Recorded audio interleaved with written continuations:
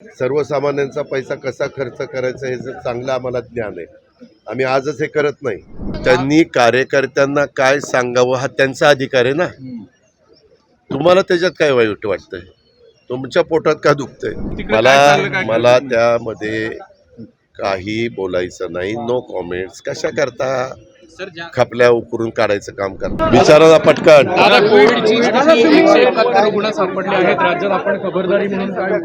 राज्यामध्ये स्वतः मुख्यमंत्र्यांनी काल कॅबिनेट घेतलेली होती. त्यावेळेस आरोग्य विभागाने ही गोष्ट कानावर घातली.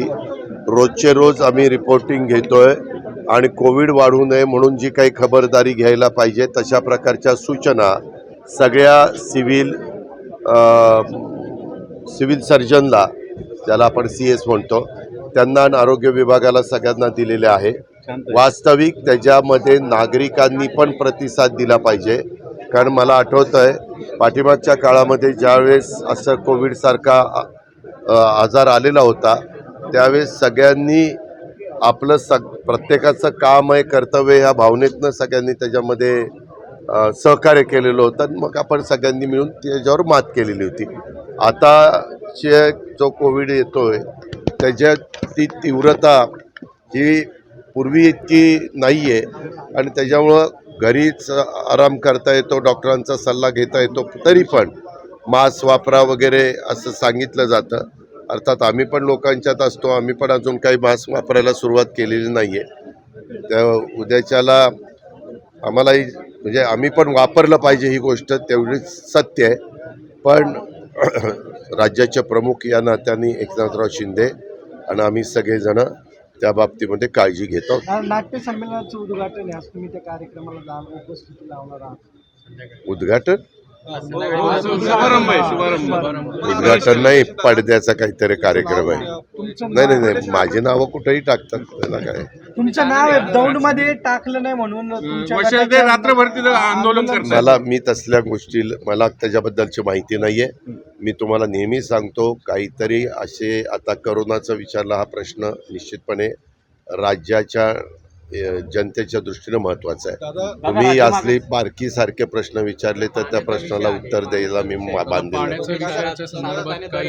एक मिनिट, पाण्याच्या बद्दल मी तुम्हाला मागच्याच वेळेस सांगितलेलं होतं की रब्बीचा हंगाम संपल्यानंतर पुन्हा कालवा सल्लागार समिती घेतली जाईल आणि त्याच्यामध्ये किती बाष्पीभवन झालं, किती पाणी शेतीला गेलं, किती पाणी आता जुलै 2024 पर्यंत आपल्या पुढेकरांना लागेल, ह्या सगळ्याचं नियोजन करून आम्ही पुढची ती आखणी करणार आहे. हे मी तुम्हाला इथंच काही दिवसापूर्वी सांगितलेलं होतं. राज्य मागासवर्ग आयोगाची काल बैठक झाली.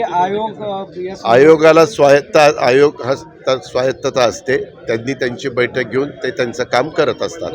त्याच्यात आम्ही काही इंटरफेअर करत नाही. पण सरकारने आदेश काढला काल की 7च दिवसात सर्वेक्षण केलं. त्याच्या संदर्भामध्ये वरिष्ठ पातळीवर त्यांच्याशी चर्चा झाली. त्यांना जे काही मदत करायला माणसं पाहिजेत ती सगळी यंत्रणा राज्य सरकारची उपलब्ध करून दिलेली आहे. त्याच्यात सगळ्या जिल्हाधिकाऱ्यांना व्हिडिओ कॉन्फरन्सिंगच्या द्वारे मुख्यमंत्र्यांनी विभागीय आयुक्त, सर्व कलेक्टर, सर्व आयुक्त कॉर्पोरेशनचे अशा सगळ्या या यंत्रणेंना स्पष्टपणे सांगितलं. कारण त्या मिटिंगला मी पण होतो, देवेंद्रजी पण होते आणि सह्याद्रीवरून ती VC घेतलेली होती. त्यावेळेस त्या सगळ्या टीमला सांगितलेले सचिव लोक पण होते.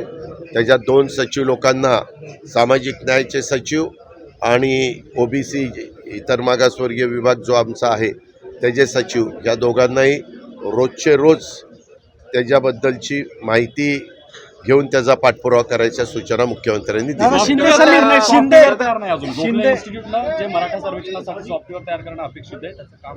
त्यांच्यावर जबाबदारी दिली. आपण वेगवेगळ्या टेंडर मागवलेलं होतं. 3 वेगवेगळ्या एजन्सीने ते टेंडर भरलं. परंतु त्याच्यातले 1-2 म्हणाले की आम्ही इतक्या कमी काळामध्ये ते करू शकू असं आम्हाला वाटत नाही.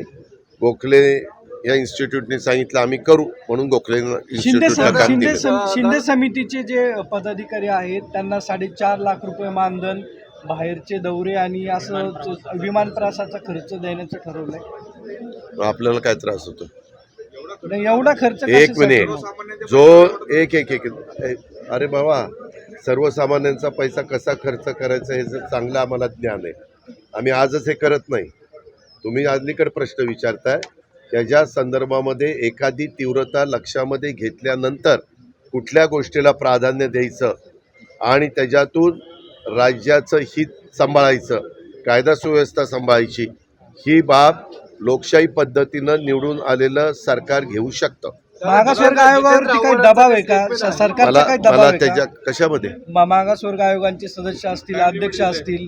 एक मिनिट, अशा पद्धतीनं कुठलाही दबाव नाही माझ्या माहितीप्रमाणे. आपल्याला जास्तीची माहिती असेल तर आपण सांगू शकतो. दादा, मुख्यमंत्र्यांनी असं सांगितलं की येणाऱ्या 8 महिन्यात आता नो कॉमेंट्स. माझ्याकडे 8 महिने आहेत फक्त. याचा अर्थ काय 8 घ्यायचा? महिने आहेत आता. कशाला एकनाथ शिंदे म्हटले माझ्याकडे 8 महिने आहेत आता कसले? मुख्यमंत्री पदासाठी. पदासाठी आता 8 महिने त्यांच्याकडे राहिले आहेत. अजून नाही, फिरावं काय बदल लागणार अपेक्षित आहे, आहे? त्याच्यामुळे अजून फिरेल असं ते हे म्हणतात. बाबा, त्यामुळे येत्या काळात त्यांनी कार्यकर्त्यांना काय सांगावं हा त्यांचा अधिकार आहे ना. तुम्हाला त्याच्यात काय वाईट वाटतंय? तुमच्या पोटात का दुखतंय? मला एक कळत नाही. ते आज राज्याचे प्रमुख आहे. प्रमुख पदावर राहण्याच्या करता जे बहुमत असायला पाहिजे आज ते त्यांच्या पाठीशी आहे. आणि त्याच्यामुळे कार्यकर्त्यांना बोलत असताना ते काय बोलले ते मला माहीत नाही, कारण तू प्रश्न विचारलाय म्हणून मी त्याचं उत्तर देतो. परंतु त्यांनी सांगितलं असेल कधी कधी माणूस बोलून जातो, त्याच्यात काही वाईट वाटायचं कारण दादा, नाही. जागा जितेंद्र वाटपाच्या आव्हाडांच्या संदर्भात काही- स्टेटमेंटवरून रोहित पवारांनी टीका केली. मग तिकडे काय चाललं, काय मला केलं? त्यामध्ये काही बोलायचं नाही. No comments. कशा करता खपल्या उकरून काढायचं काम करताय? दादा, गप्प बसा. जागा वाटपाच्या